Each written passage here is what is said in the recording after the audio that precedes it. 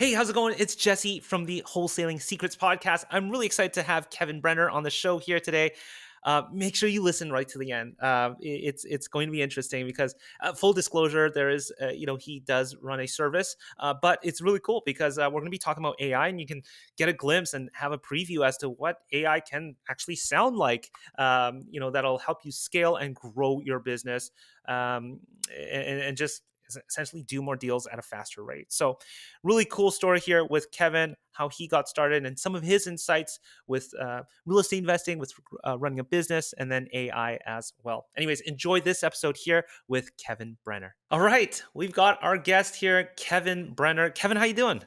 Hey, what's up, Jesse? Glad to be here. Yeah, my co-founder's name is also Kevin, so it's always very familiar to say the name Kevin.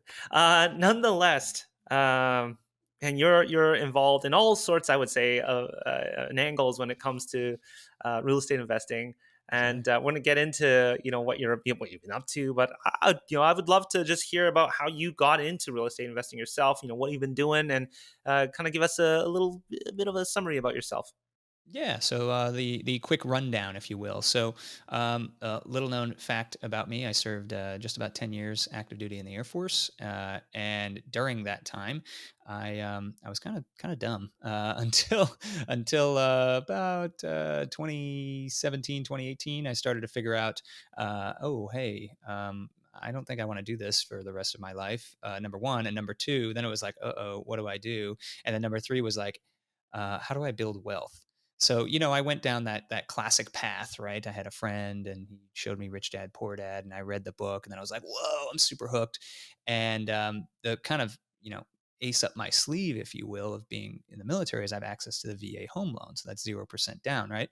Well, that friend happened to introduce me to a realtor who was also, another West Point graduate, and and he kind of told me, he's like, "Hey, did you know you can get up to 4 units with your VA home loan as long as you live in one of the units?" And I was like, "What?" So I was like, "Oh, okay, this is pretty sweet." So fast forward a couple months, and I'm closing on a quadplex. I brought about $3,000 to the table, and this thing was renting for like $600-700 a unit. Ended up, right, pretty much right after I closed, before I was able to move in, I ended up getting orders to Washington D.C. So I had to leave Savannah, Georgia, where I purchased this, and then I went on this, quest to figure out how to fund and remote rehab these 4 units, get the bad tenants out because these tenants were just taking advantage of this little old lady who I bought it from, and then put good tenants in there at market rate. And yeah, the process took about a year and a half, but absolutely crushed. And in that time, I decided, whoa, let's buy another one of these. So I just started buying these quadplexes, and yeah, that was kind of the start of my real estate investing career. And from there, kind of branched into short term rentals and did some private equity things and started some funds, and just kind of got a lot of breadth in just pulling different threads of real estate investing until and starting different businesses, and here I am now. Yeah, so that's interesting. Do you still own those properties? I sold one of them. I still own the other one. So the one what did I pay? 350 for it. That was the one I brought $3,000 down to the table. So paid 350 for it. I think I put like 60 to 65 into it in those renovations and repairs across all 4 units, and I sold it for 815 like at the peak of the market. And I ended up keeping the other one because the other one I actually converted them all from two. It was like, those old apartments that have like the traditional like formal dining room. I converted that. It had a closet in it. And so I converted them to bedrooms. So all the other unit is, each of the units is actually 3 bedroom, 2 bath units. So they rent for a lot more. And man, that thing's like, shoot. I think I actually just talked to my property manager the other day. I think we're renting each one for right around $1,500 a month. So what is that? 6K in cash flow, or excuse me, in rent roll, and our PITI on it is like, man, with everything and repairs and everything, it's like, I don't know, $2,800. So we're cash flowing pretty good on that. That's awesome. That's awesome. Curious, with a lot of these buy and holds, you're also doing short term as well. Do you still Are you still doing that? I got in and I got out of that. So I was doing arbitrage short terms, and that was kind of like my, the story when I went to DC. I was like, okay, well, how do I keep this real estate thing going? And then you look around Washington DC, and you're like, well, this is stupid. This doesn't make sense. Like things are just like ridiculous. Nothing cash flows. So then I discovered this short term rental arbitrage model. So I started picking up a lot of those, renting them long term, and then essentially subletting them, with owner permission and all of that stuff, getting them furnished, subletting them, and that business did great. But it was very hands on. So it was fine, but it was something that I ended up winding down. I think in the past year we got rid of our last one. Our lease came up, but it was a great business. I mean, we had the lease. I think we had like 3-year leases or something like that, and locked in, and they were performing super super well. So that was cool. Okay. Now, with some of these buy and holds, I mean, what was the marketing process like? Were you doing it at scale, or was it very sort of not at scale type of thing? No, I mean, yeah, these are like honestly, they were like on market. I was buying these 2018, 2019, 2020 stuff like that. So things were on market. They were still like investor specials, if you will. But you go and you look and you underwrite. And I think, for listeners out there who are looking to get deals, it's not don't get like don't get I don't know, sucked into the negativity of like, there's no deals out there. You're never going to find anything. Literally finding a deal is just a function of mathematics. How many deals are you underwriting each and every week? And how many offers are you making? And I guarantee you, if you're making 2 to 4 offers a week on properties, you will get one within a quarter. It is just a function of mathematics. Now, if you're lying to yourself and you're not actually making 2 to 4 offers a week, then that's a problem. Yeah, yeah, it's interesting. You have started a lot. You've got involved with other things. You wind them down. What typically, like, what do you see or triggers you to say, "Hey, I'm going to wind this down"? Because I come from the land space, and we see a lot of people winding down their land business. I'm sure it's the same with wholesaling houses and flipping houses, and they're getting out of it. What made you decide to get out of those, those properties or those form of investments? Yeah, I mean, it comes down to your time, right? Every every chance you can get to start a business and iterate that business and understand the systems of a business, uh, and continue to operate within those bounds, like it's a wonderful learning experience. But ultimately, it comes down to, hey, do I want to do this? Do I actually want to scale this? Is this something I'm truly, absolutely passionate about? Or am I still looking for that? And I'm going to use this experience of building this business or sustaining this business or whatever the case may be to then, to then getting towards your goals. Like I tell people all the time, like, never start a business to make money. Start a business to add value to the community around you. Like that's really what you're doing. And if you're adding value, trust me, the money will come and it'll come in spades.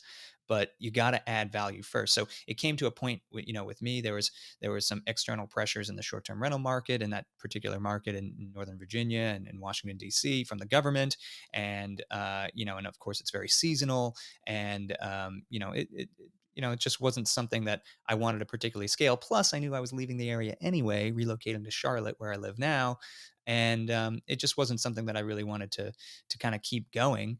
So I decided to kind of fold up shop there. I made my money, and I'm going to go and focus on something that I really love building, and that's everything in the AI space today. Hmm. Yeah, and we're certainly going to touch upon that. That's really exciting. I mean, you did you you mentioned, don't go in this with the mindset of making money, but I mean, reality is a lot of people do come in to to real estate investing with money in mind at first. I mean, what are your thoughts on that? How do you convince yourself to say, hey, it's no longer about making a dollar, and it's now like about adding value? I mean, Yeah, yeah. Well, I think you got to start with the end in mind, right? That's what Stephen Covey says, and he's absolutely right. So making money is great, but money is just a tool. It's a tool that we trade. You can trade it for time. You can trade it for things. You can trade it for knickknacks. If you're a Kiyosaki follower, whatever he calls them, what does he call them? Not knickknacks, but the things you buy, doodads. He calls them doodads. You can trade it for doodads. Whatever you're into, but ultimately, what you should be thinking about is, what can I be doing to add massive value? Like, what is there, where, like, target a particular market, whether it's other real estate investors, whether it's something you're passionate about, and figure out, like, dang, what is their biggest problem right now? What is a huge problem that they have? And honestly, the best way that I learned, and we're going to talk about it later, but with property bots, obviously it's real estate, right? And what how I learned what the real estate investors' pain points were was starting many, many real estate businesses and failing a few of them, and figuring out, be like, oh, okay, now I get it. It's not just what's on Instagram, and it's not just, all happy go lucky. It's actually running a business, and it's running a competitive business, and understanding, hey, this is this what I really want to do? And is this friction really, really worth it? And if there is a problem to be solved, like, God, I really wish there was X or Y or Z. And I promise you, if you're listening to this podcast right now and you're thinking about this and like, oh, all I want to do is make money and be financially free, that's cool, man. That is totally cool. I dig it.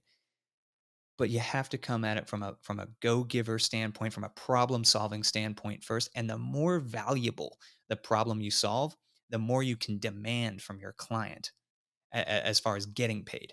And I think that's just a switch, man. It's just a switch that people have to flip in their heads. And oftentimes, a lot of small business owners don't figure that out for a couple years, because it's not like, no one tells you this stuff. Yeah. Yeah. You've been in the real estate space for a while now. You're helping with people and helping other investors, and again, you've done it yourself. At a very high level. Seeing what it is today. What are some sort of key things you notice in terms of like what people are doing to succeed in the space? Yeah, sort of some commonalities that you might be seeing with real estate investors. I know it's a pretty broad question, but give us some inspiration here. Yeah, yeah. I mean, for a lot of your listeners, who I presume are kind of in the wholesaling or land flipping or space like that, I'm in a lot of very, very high level masterminds. I pay 50,000 plus, every year just to be in these rooms, and I'm not like bragging or anything like that, but I'm just saying that the people in there, like, I always like to be the dumbest guy in the room. That's just my own personal philosophy, and the people in there are really, really smart. And what I see those people doing is, they are seeing, obviously where we are macroeconomically right now. You have higher interest rates, so sellers are a little bit more wary, and they really have to have a much deeper pain point than before, because in the past they might be able to sell their home, or you can go and get it under contract and wholesale it, and they might be able to go and land into something else. What I see a lot of these high level wholesalers doing is, they're not only solving the problem, they're actually helping these sellers find accommodations after the fact, not just getting a moving truck for them, but literally helping them line up a lease somewhere or do something. They're going the extra mile, and they're building extra rapport. And something else that is really working for them is really honing in on their inbound marketing. So, that's your Google ads, that's your Meta ads. That's not, the cold calling, the days of cold calling. It's like almost kind of sort of dead at the higher levels. And while inbound marketing, it's more expensive to maintain, the payoff is much worth it. And I think that price tag on the upfront, it scares a lot of newbie wholesalers out of the game, and it just leaves more meat on the bone for those more professional organizations and companies. But yeah, that's what they're doing, Jesse, at a really, really high level. Is they're navigating this tricky market right now, by kind of going the extra mile. Okay, going the extra mile and more on the tactical side, inbound Hmm. marketing. When you're talking about inbound marketing, let's break down and make this Sure. very simple for people to understand. These are online ads. Is that what it is that they're running typically? So there's various forms of inbound marketing. So picture, there's outbound marketing, and the most common form of that is kind of like cold calling, right? And honestly, cold calling is very, very, very tricky. There's the Telephone Consumer Protection Act that many wholesalers don't even understand as a thing. That most time when they cold call, they're breaking the law.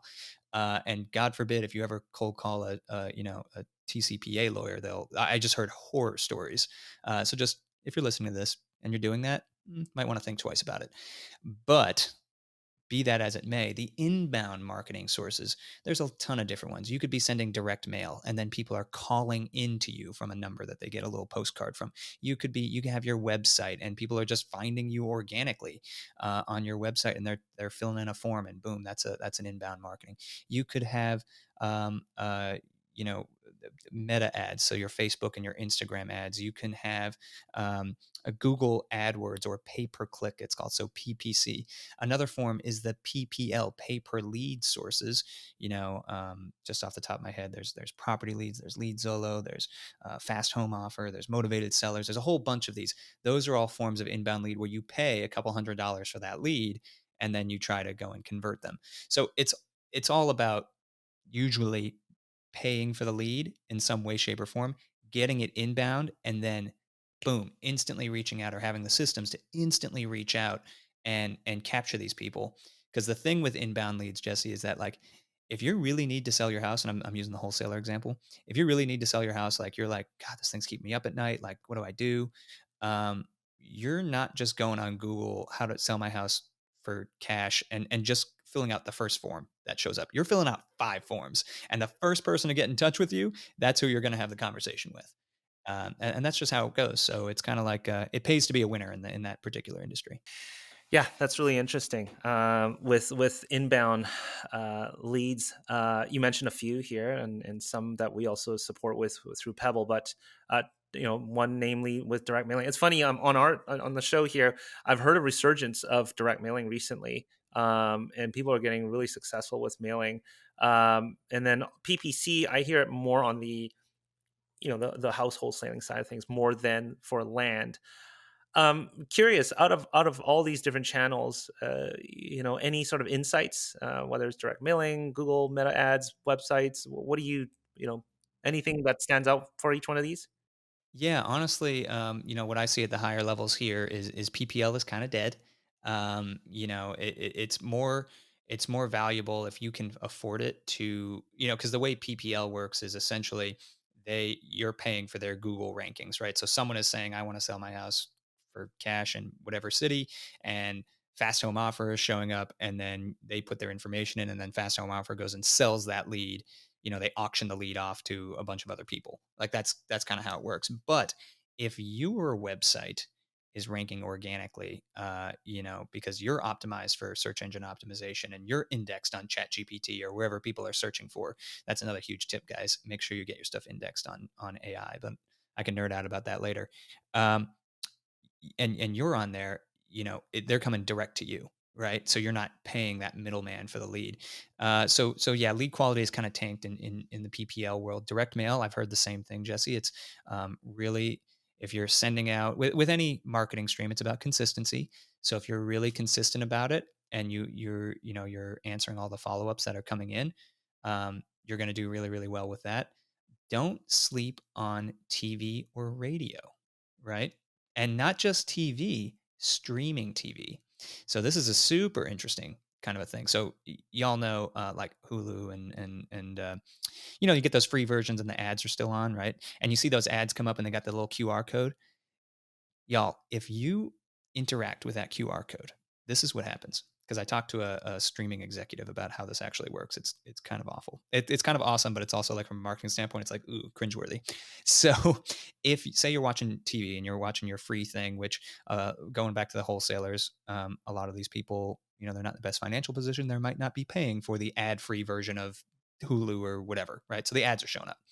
Say you interact with that QR code, you scan it on your phone. That smart TV is on your Wi Fi. What happens then, every other device that is connected to that Wi Fi gets a cookie. And then you get targeted from every other device through every other, kind of platform, on Instagram, on this, on that. And you're starting getting targeted. So, and it's not just your device like it would be on your phone. It's your wife's phone, it's your kids' phones, it's your this, it's your that, it's whoever else is hooked up on that Wi Fi. So that, all you need to do is get one person, target one person to scan that, and boom, you can reach that entire household. And that's pretty powerful from a marketing standpoint. Pretty creepy from, like, you know, a life standpoint, but you know, so that's a little tidbit on streaming TV. But yeah, I've heard really good results with that over standard cable television ads, because a lot of people aren't watching cable these days. All right, so we're talking about marketing channels here and inbound specifically marketing channels, and it's really interesting. As I talked about direct mailing, whether you're doing direct mailing or whatever form of other inbound marketing, marketing is going to be one of your biggest spend, and this is one of the areas that Pebble really specializes in. What we do is we are actually able to aggregate everybody's mailing and drive down the mailing rates. There are no minimums when it comes to mailing through Pebble, and maximum control over your mailings. We were talking about design, like even getting satellite images of the property for every single piece of marketing that you're sending out there, to generate documents, offers, contracts, deeds, neighbor letters, all these kind of documents and letters and marketing letters. You can produce that inside of Pebble and track it against the property record. So I can pull up any property and see what has been sent to them and how often I've already marketed to them. Not only that, you can also follow up with direct mailing as well.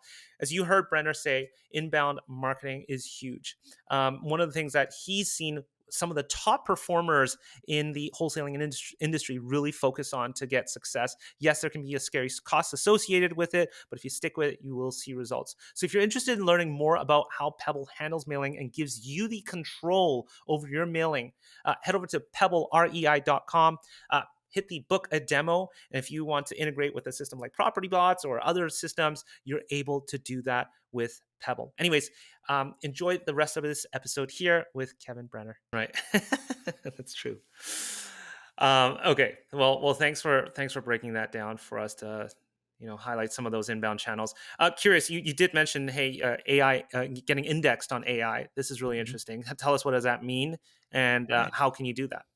Yeah, so this is super interesting. So, and guys, as far as AI goes, what I tell people, here is this is like 2012 Bitcoin stuff. Like, yes, people have heard about it. Most business owners have no clue how to integrate or implement this stuff, and that's again, where my company came on the scene. But regardless, when you're thinking about AI, a lot of people now have downloaded ChatGPT, the free version, on their phone, or DeepSeek, or Claude, or whatever they're using, right? And they're just using that like you would Google. In the past, you'd open up Google and say like, "Oh, I want to do this," or "Teach me how to do that," or "How to do X, Y, Z." Well, people are doing that on ChatGPT, and sometimes your large language model will actually use Google index results. Sometimes it won't, right? So if you can go, and as more people are using things like ChatGPT to get questions answered, and you go and search the top, whatever wholesalers in Des Moines, Iowa, or something like that, and you become one of those things that are indexed on ChatGPT because you have really great, blog posts, and you have a lot of content, and you're updating your content, recently, um, then you can show up first, and it's kind of like a whole nother Google, like, search engine, right? So it's really powerful, and plus, because ChatGPT and AI has such a like, kind of like a lot of credibility these days, and it's getting more and more credibility with its capability. People are like, "Oh, dang, okay, this is like the top whatever in the space." I mean, I did it to plan I planned a vacation to Italy and Europe, and I went through and say, "Oh, what are the top restaurants? What are the top hotels?" Bing, bing, bing, bing, bing, bing. All these come through, and you're able to make that happen. Yeah, yeah, that's really cool. Okay, so let's talk a little bit about the AI side of things. Sure.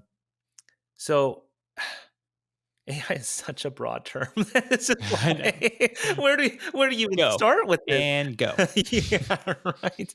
And I mean, you do have these sort of chat prompters with OpenAI's ChatGPT, and Sure. like you said, but there's so many ways you can use these things, and it's really interesting to see what you're doing with your company, Property Bots.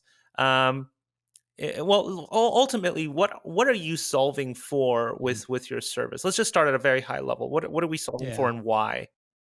Yeah, so we'll kind of tell this like story, as a story. I think it's very easy to understand. So let's pretend, you're listening to this podcast and you're a wholesaler, right? And you got this inbound marketing lead machine. Maybe you send out a bunch of direct mailers, right? Well, you send out a bunch of direct mail and you spend a bunch of money doing that. Let's say you spend, I don't know, $10,000. You got your list, you're targeting, you spend $10,000 sending these direct mailers out, right? Well, you can't control when that person is going to call in. They might get the mail and they're looking at it and it's sitting on their counter and they're thinking about it. And then it's midnight on a Thursday night and they call in and they're like, you know what? I just can't sleep. I need to talk to someone. Well, what if they call you and you're sleeping and they don't pick up the phone? And then you try to call them back and then you can't get in touch with them and you play, you kind of go around doing this. That's how it used to happen.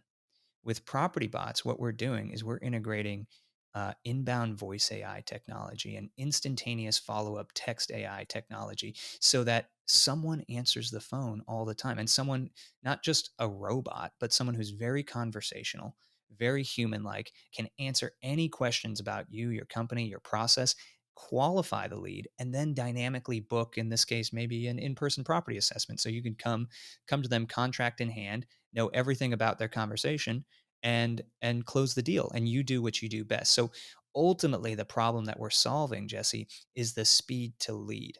So if you're are you an Alex Hormozy kind of a fan? He used to be. Used to be. Okay, used to be. Well, one of Alex's famous quotes is, and it's kind of the thesis of all of Property Bots, is if you can reduce your speed to lead to less than 60 seconds, your sales will go up 391%. So imagine a world where not only have you reduced your speed to lead to less than 60 seconds, but it's mere instantaneous with voice AI agents and SMS AI and email AI and all of these things to get in front of these leads who are high intent and they just want help. That's the power and that's the future of business, and that's what Property Bots is truly solving for people in the real estate space, and stuff like that. Yeah. Email, voice, text. Okay, three different totally different channels or mediums. What does better that you've noticed? Yeah, I mean, it depends. It depends on what people are into. It depends on everyone's business model. We get a lot of response and talk through rates on our voice AI technology. We also some people want to just text and go back and forth. The real thing you got to think about is the amount of time you're saving. I talked to a client yesterday, and this particular client has a pool company. So they're a home service company, and you buy these pools. Well, it's summertime. And he's like, Kevin, every day until like the end of August, early September is like Black Friday. It is insane. My salespeople can't keep up, and people are calling in. And you want to know when they're calling in when they really want a pool? Saturday morning. It's like Saturday morning they're calling in. So he's got to follow up with these people on Monday and Tuesday and Wednesday. And he's like, a lot of these people are just like, they don't even understand how much our pools cost. And, it end up just being a waste of time. Imagine if there was a solution there for that. So for him, the voice AI where it picks up, it answers all the questions, kind of like a really good customer service representative would, but maybe someone who, I don't know, has read 200 million books, can do any sales objection handling. And oh, by the way, knows everything about your company and can, I don't know, recall it photographically instantaneously. Like that's the power of this technology. So that's why it's a really exciting and fun space. So, at what point does the investor say, "Hey, I'm ready to take over"? Are you using AI to qualify, and then you want to pass the conversation over to the investor themselves or some real person as quick as possible? Like, what's sort of the thought process for that? Yeah, no, that's a great question. So everyone's process is different, right? We have some clients who they want, if they're in the home service space, they want to actually sell their product or service directly over the phone. They want the AI to do that. If you're in the wholesaling space, you probably don't want the AI to make an offer on the home.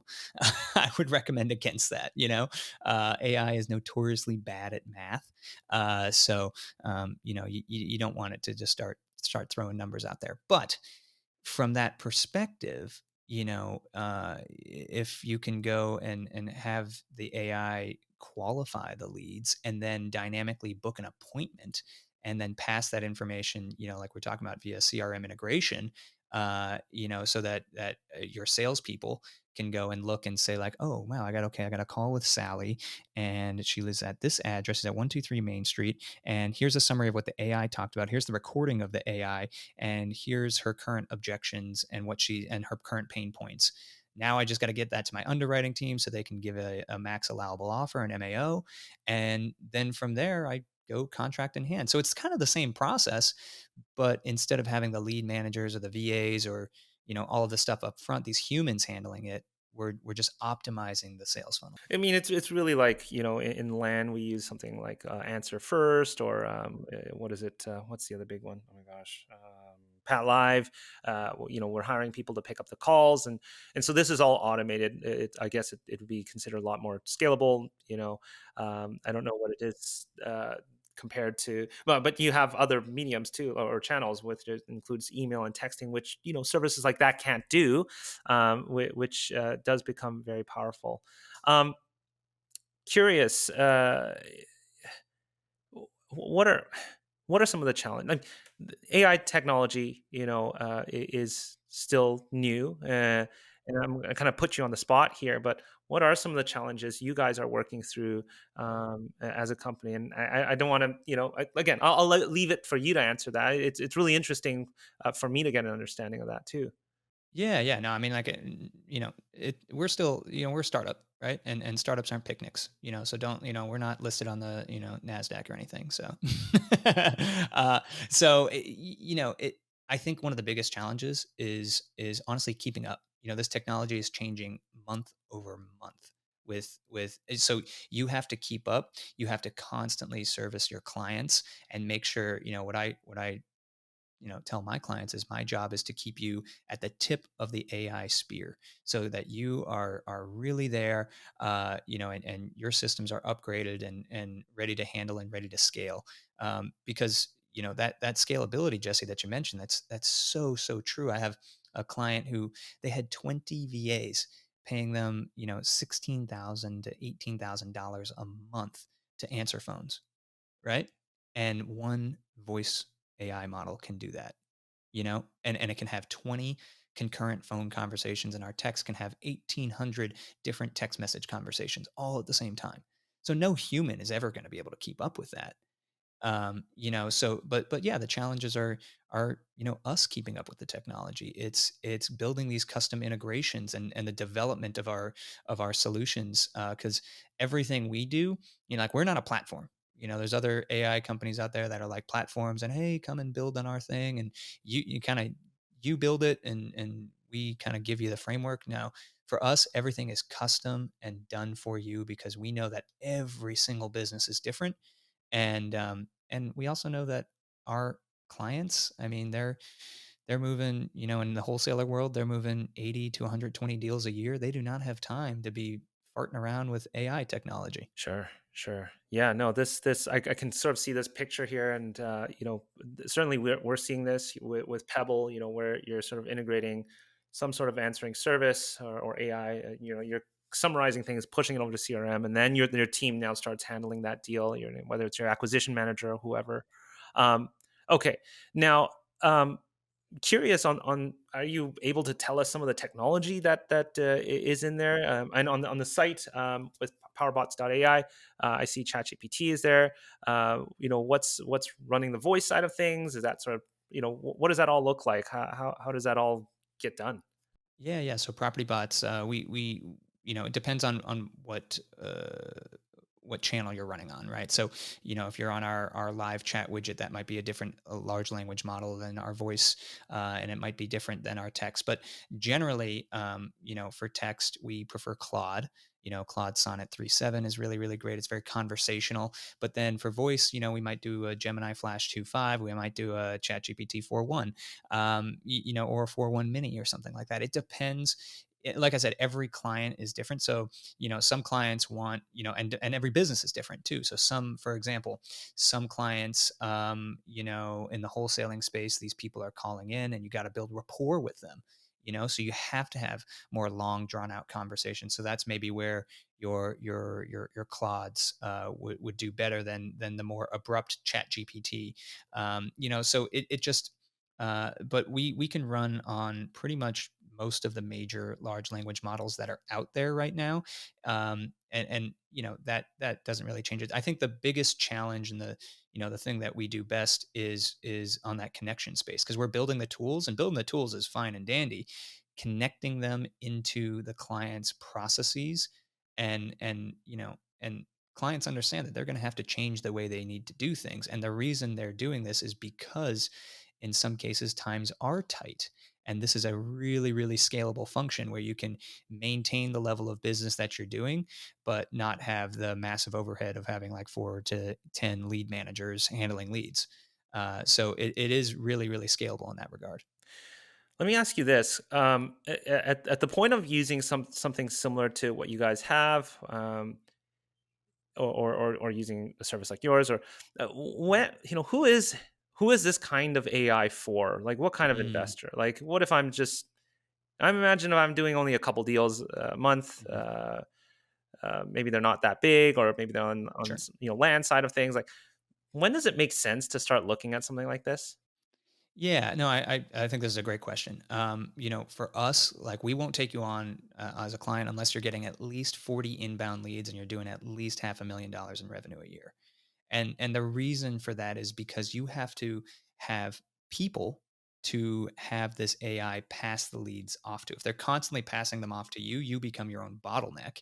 And eventually what's gonna happen is that the AI is gonna be so successful at doing what we tell it to do that you're gonna be stressed out, and we don't want that. So we're working with kind of more, companies, if you will, and they're not the largest companies ever, but they have anywhere from 6 to 20 employees or something like that. They're doing some decent revenue numbers, and they want to scale responsibly. I think is what they're looking at, because there was a survey, Jesse, that was done the end of last year, and we went out and uh, surveyed Fortune 500 companies, and they said, "How many of you have heard of AI?" And everyone said 100%. 100% have heard of AI. How many of you think AI is a complete game changer for your business? 100%. 100% said that. How many of you have started to integrate AI into your business operations? Less than 5%. So everyone agrees that it's like amazing and it literally is the greatest thing since sliced bread, but no one has any idea how to integrate and implement it. So, you don't want to just like jump into the deep end and try to get all of these solutions without having your downline set up, if that makes sense. Yeah. Okay, switching gears here. We're gonna come to wrap this up soon, but outside of inbound leads and leads, speed to lead, and all this marketing stuff, okay, set that aside. Sure. What else do you think is important for an investor Just in with AI, or in in general? general? Just in general. Yeah, I mean, I think focus. I would say, one of my mottos for this year, and I'm a big kind of like Tony Robbins guy. I go to Date with Destiny and all of that stuff. So, if you've ever been to Date with Destiny, if you've ever done a Tony Robbins, Unleash UPW, Unleash the Power Within, you go through and you kind of you develop like a motto, for the year. And part of my motto is being all in. And I think if you're an investor right now, go all in. Just go, like, give yourself 6 months of savings that you should have anyway. Stop being afraid and go all in. Stop trying to do 3 or 4 different jobs, hop from job to job, make a couple $100 here, a couple $100 there, because the amount of focus that you'll get by just simply going all in and be able to focus on your business, dude, total game I changer. love that. I love that, and I resonate with that very much. Okay, you know what? I just thought about this. Can you can you demo something really quick on here? Oh, you wanna talk Yeah. to it? You wanna Sure. talk to Yeah, it? yeah. Should I just Okay, pretend alright. I'm gonna? Well, We can so do it. so okay. Yeah, no, I can. Let's Let me do it. just let me just We can grab do my it in phone. 2 minutes here. I've Yeah, yeah, never yeah. done this, and I don't typically do product showcases, but I think this is pretty cool. And I'm just full disclosure, I'm not a property bots No, customer no, here or no, anything yeah, like no, you're that. not. And I saw um, Kevin on a other podcast. And I was like, oh, this would be interesting to talk about for both land and wholesaling houses. And so, anyways, I would love to see what this actually sounds like. Okay, so yeah, we'll do that. But what should I be, like a land investor, or like what should I be like? Because it's gonna ask me some questions. Land investor? Okay. Okay, cool. So it's gonna call me. I'm gonna put it on speakerphone. So I'm gonna click this button now. It should call me. Let's see what happens here. Give it a second. It's thinking. Okay, now it's calling me. Whoops. All right. Hello. Hi there. Is this Kevin? Yeah, sure is. Chris, and I'm an AI-powered voice assistant with PropertyBots.ai. Would you like to run a quick live demo to see what I can do? Sure.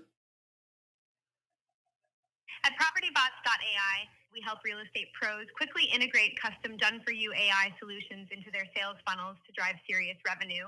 Before we get started, can you do me a favor and verify your first and last name for me? Yeah, it's Kevin Brener.